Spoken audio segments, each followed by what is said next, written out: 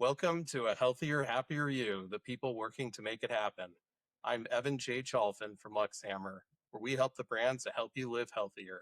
I'm joined by Ryan Anderson, Vice President of Digital at Bridges Consumer Healthcare, the company behind household names like Thermacare, KT Tape, Florigen, and Abilene.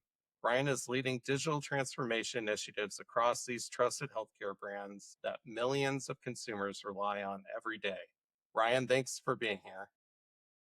Yeah, happy to be here. So, what's driving digital transformation at Bridges Consumer Healthcare? Yeah, it's a great question. I think the typical answer is it depends. So as you kind of alluded to, we're a portfolio of actually now 10 brands. So as you think about impacting consumers for each of those brands, every time it looks a little bit different, especially as it comes to digital. It still continues and will always center around the consumer, where their media consumption lies, where their purchasing habits are.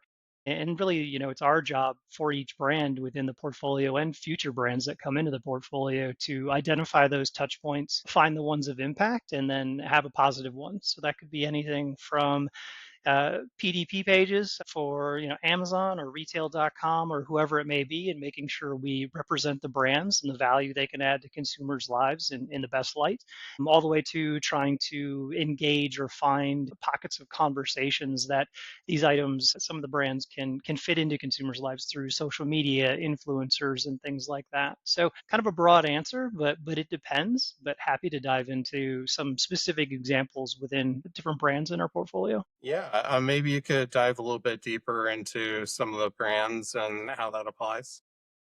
Yeah, certainly.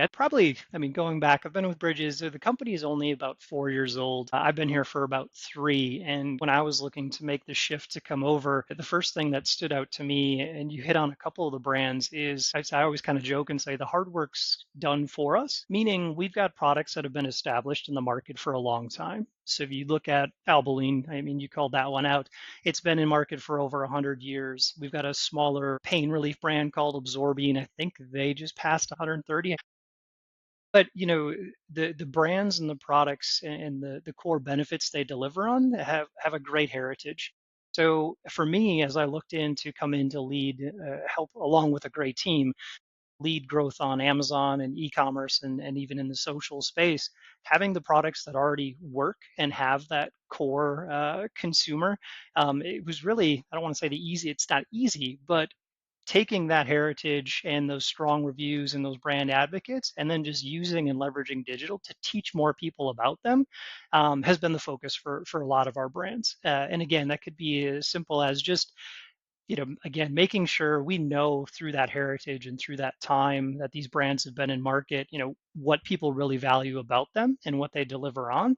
So making sure we put that in the best light. So Amazon for Albaline, as simple as that is, it's kind of the gorilla in the room when it comes to digital channels. You see an item that's got 10, 20,000 reviews, just making sure, again, we hit those reasons to believe, modernize it, make sure we're changing with the times, but also paying homage to the history has been a great success for growth for a lot of those brands with that long heritage. Yeah, absolutely. And how has your approach to consumer engagement evolved in the OTC space?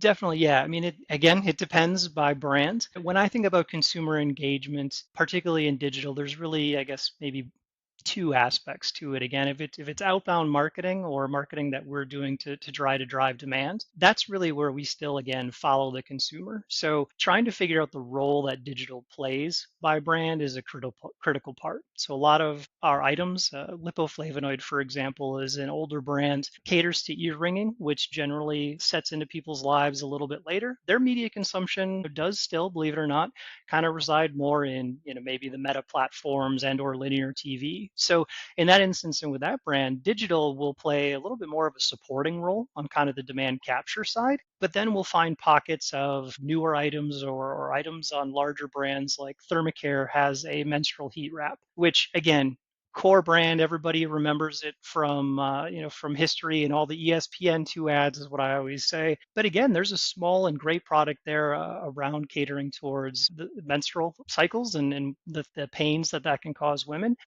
There's a lot of conversation about that in the social space. So we've actually created influencer care packages where, we won't go after the huge brand sponsorships or any big A-list celebrities. We'll find those really great, fruitful conversations in that space on really any platform, Instagram, TikTok, Meta. It kind of doesn't, we're platform agnostic, but we'll find those pockets and unintrusively either do a gifting or send out a box, that just showcases, hey, this is what the brand is. A lot of people know it. It is a household name, but they've never thought about it from that application and in that conversation. So we're really trying to leverage what we see, obviously more so through social and through the social space, and bring those things together. Again, kind of just connecting people and the products where it makes sense. That's really interesting.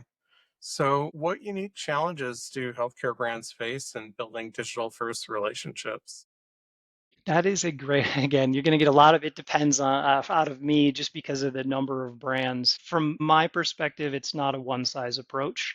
So the biggest challenge is, I find the biggest challenges is when people try to force fit it. A lot of digital transformation I've been a part of in this sector as well as in the pet industry where I was prior, it was kind of the new shiny thing. And it's like, we need to do this. We need to do pick a newer topic, TikTok shop or Amazon lives or whatever it is. And I think a lot of times brands try to do everything because they read an article about it. But I guess I'm kind of old school and I can't stress enough, pay attention to your consumer where they're consuming media, start with your core and build out from there.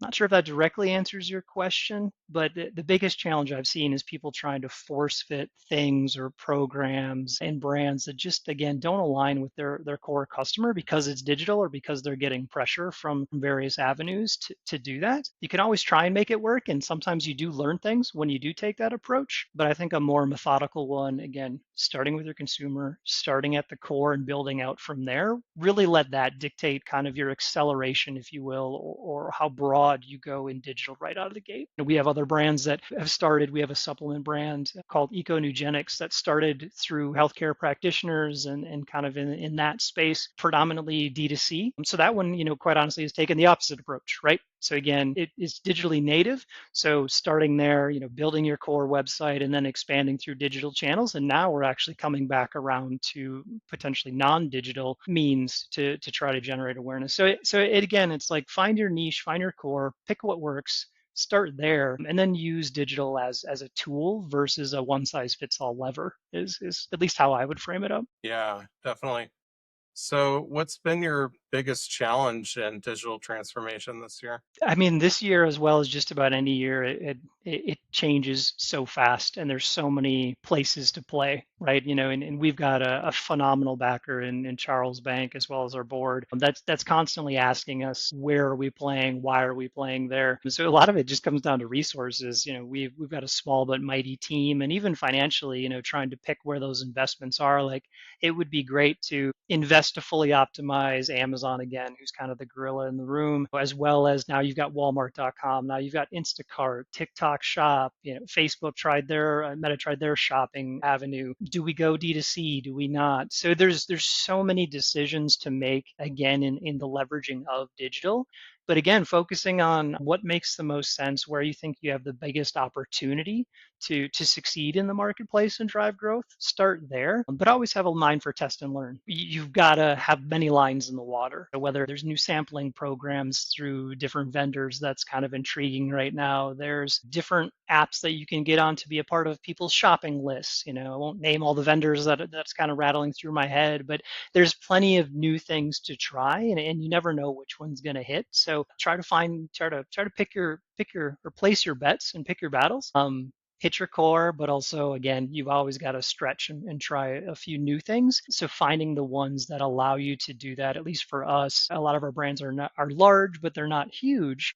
So we've got to make sure we find opportunities with lower minimums and a lower cost to entry from a standpoint of test and learn, lower minimums, things like that, versus kind of trying to make a lot of big splashes. Yeah. I'm curious, what common mistakes do you see OTC brands making in digital? I think brands particularly where I've seen them maybe fail, and brands that try to stretch too far as well. Meaning, really, not necessarily on the branding, but how they extend that into digital is the innovation side is probably the long way to get to it. As brands are innovating, trying to be the new hip brand or whatever it may be, especially in consumer healthcare, start there. It's very hard to kind of reposition. So I won't say it will never happen with a lot of our brands, but if you've got one that's been around, you've got a core consumer, but you try to overcompensate and get into digital, you know, call it the new and whatever the newest text color is, fancy fonts, and you kind of almost rebrand for digital, but you take it too far and you alienate your core consumer. That's where I think it's kind of that innovation around could be product, but it could also just be the channels in which you're trying to play. You kind of overextend yourself or alienate your core consumer, and I've seen quite a few brands kind of lose the footing that they did have. And kind of not be successful. Along those lines, what would you say makes it difficult to stand out in the digital OTC space? Yeah, I mean, it's the endless shelf is probably at least, and again, this is probably common, more relates to point of conversion versus, kind of engaging with those conversations is just the number of touch points and again, it all comes down to media consumption, right? Like how do you, one, raise awareness and then stay in that consideration set and then kind of hold your place as people are moving from YouTube TV to Meta on their way to work to X, Y, or Z. One, trying to find the data and the tracking to be able to for lack of a better word, kind of follow that consumer or consumers that have a higher propensity to be in your target market, and kind of move from platform to platform has been a challenge. And the limitless options they have when they get there. I mean, I always joke with our brick and mortar team when somebody gets to the shelf, they've got whatever 25 options in X category, but particularly in retail commerce and e-commerce, it's limitless. So trying to break through the strategies of are you demand capture and figuring out like again that I don't know if it's helpful or not, but to me it ties back into my previous coming out truly understanding and sticking to your guns of what's the role of digital because it you can use digital you can use anything to do the full funnel, right? But one, you probably don't have enough budget to do that. So two, kind of pick what tactic you're going to use for each step of the way, and stay true to that is at least try not to again getting back to overextending yourself, but trying to stay as a brand. Yeah. So what are your digital transformation priorities for 2025? Yeah, definitely. I think the biggest transformation that we're still going on is just scaling retail.com. And this will be probably more on the e-commerce side, and then I'll switch back over to the demand generation side. But just continue to expand and extend on those programs is a huge priority. So again, you've heard me mention Amazon a few times, but I think Walmart just finalized their earnings, and I think they said something like 65% of their growth came through digital channels. Now, a lot of that's probably BOPIS and buy online, pick up in store, but that's again a digitally adjacent and digitally touched consumer. So making sure that regardless of where the attribution of the sale goes, making sure you're tight on all those platforms as you grow and scale. It just continues to proliferate, so you need to be there again on e-commerce. And again, you can add in any other retailer there. So CVS, Walgreens, a lot of our great partners, they all are continuing to evolve. So staying up to date with their capabilities, the little details as far as whether it's just photos versus photos and videos, like kind of all the very nuanced stuff, all that really makes a difference. And making sure your team can stay on top of it either directly or through partners or tools is difficult. It's a never-ending task. I call it. It's like painting the Golden Gate Bridge. As soon as you get to the end, and I talk about this a lot with my senior team and senior staff. As soon as you get to the end, you got to start back over. So thinking about that when you're thinking about budgeting and resourcing is also a little bit of a change. Not that it's any easier, but once you get distribution, assuming velocities are good and you've got the right programs, in that case, in historical times, the retailers would do a lot of the heavy lifting, and now it's incumbent on brands and digital teams to do that in the digital space. Priority wise, on the demand generation side, for me, again, a lot of our brands have that strong heritage and the products that work, like not to oversimplify everything. So for myself and my team, really identifying opportunities to be strategic about, what was the call it a $250,000 or $500,000 Meta paid social campaign in the past is now more of, identifying and sampling with 10 or 15 influencers that are holding those critical conversations that you want to be a part of. And I would implore every brand to kind of look at the ROI of those things, and we have, and in a lot of cases, depending on the brand and the volume of conversation around various topics and needs that our products address, that influencer and trying to scale and be strong in that area and connect with those conversations has had a stronger ROI than just spending money on a lot of those platforms. That's not true for everybody. And again, but that's just one thing, particularly in our space. And again, with the needs that we cater to, and with healthcare too, the conversations of people trying to help one another talk about what's worked and what hasn't, just from a consumer behavior standpoint. I think it's a lot more prevalent. I see it here in healthcare, and it's kind of an odd connection to the pet industry. Everybody wants to talk about their pets. Everybody wants to talk about their kids. Everybody talks about their health. So finding those platforms that facilitate conversation, a la social media, is generally the most popular. How do you be a part of that conversation in an authentic way instead of just, which is an effective tactic, but instead of spending money to try to break down the door, it's more of a strategic. How do you join in? How do you join in? I guess. Yeah, I mean, probably the biggest thing you can see examples of it from our own portfolio is for us, it's a lot of sampling. We'll identify those projects or those conversations. Again, I think Thermacare Menstrual is probably one of the strongest that I've seen, and there's proof of it, out in the atmosphere with social media. But that's a consumer that, you know, particularly, and I'll use myself because I was biased. Obviously, everybody is when they join an organization. It was like, okay, Thermacare, heated back wraps, see the commercials on ESPN2 when I get old, or because I am old. When I get older, I'm going to use that item. Had no idea that the menstrual product existed. So as we mined and got into social listening tools, each brand and each category and each niche and need state that they cater to has those pockets of conversation. So just kind of like I was saying, we're finding the ones that are the largest and are the biggest opportunity. If you look at the mentions for menstrual pain or menstrual pain relief, the number of mentions and tags for that are far greater than ear ringing, for example, which is the lipoflavonoid product. We'll do all those tools, we'll do all that, we'll use those tools, do that research and find our opportunities, and then we'll get in there and we'll try to identify influencers, send out a few care packages or messages and DMs just to try to talk to them to see if there's interest there. And if there is, we'll see what we can make work. Again, a lot of it does come down to product sampling for us, because we do believe our products are better than a lot of things that are on the market. My philosophy is don't try not to force it. A lot of our stuff is not going to be just straight paid ads and talk about this product and we'll give you X dollars. It's, here's the product, tell us what you think, and we'll see where we go from there. Which for me is it kind of holds true to that authenticity part of it. Yeah, definitely. Is that part of your digital consumer acquisition strategy? Definitely is. And again, it all depends on by brand. Wherever we have the strongest pockets, that's where we'll go after. And sometimes it does get down to product. Again, Thermacare Menstrual, that's kind of, we've sampled the paid media campaigns, we've done everything else, but that's probably the best core tactic we've seen for that brand and with that product line. So yeah, from an acquisition standpoint for that, that is a core and key piece to it. For other brands, it might just be making sure and maintaining high share of voice for Amazon search advertising, right? So for non-branded terms, for acquisition. So again, kind of a long-winded answer to your question, but it all depends. And once you find something that works, stick to it and then build from there. Yeah. I'm curious, how are you leveraging AI and emerging technologies? That's one where I'm still cautiously optimistic about it. The areas where we've seen, and I'm sure larger teams and maybe more advanced organizations have a better response, but for us, it's a lot of it's coming down to increasing internal efficiency.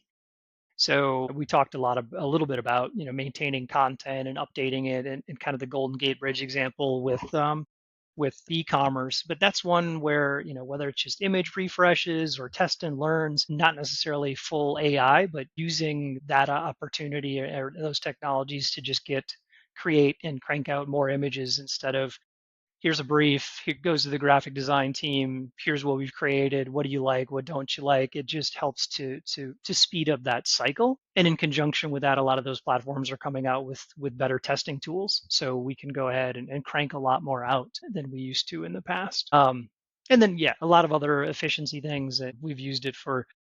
If you're starting a brief from scratch or whatever it may be, you can go ahead and use various tools to expedite a lot of those procedural things that a lot of marketing teams face and deal with as well. And what digital trends in OTC healthcare excite you the most? I think the biggest thing for me is the continued conversation that's just happening between consumers and brands' ability to take part in that too. I think consumer healthcare, depending on which section of it and which category you're in, there's a lot of stuff being thrown at consumers that's literally just trying to make a quick buck. And nothing against those companies. I'm thinking of kind of the fly by night D2C companies that are just come out with big paid budgets, and some of them are very successful. So not knocking their approach at all.